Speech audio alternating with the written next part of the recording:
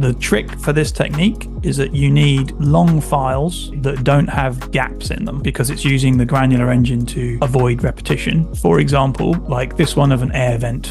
So it's just continual noise. So this should work pretty well. So that's on layer 1. If I move this one to layer 1, right off the bat, that sounds like a whoosh. But the basic idea is that if you drop this type of file in, that's long, that's got variation but doesn't have dips in silence, you're just good to go.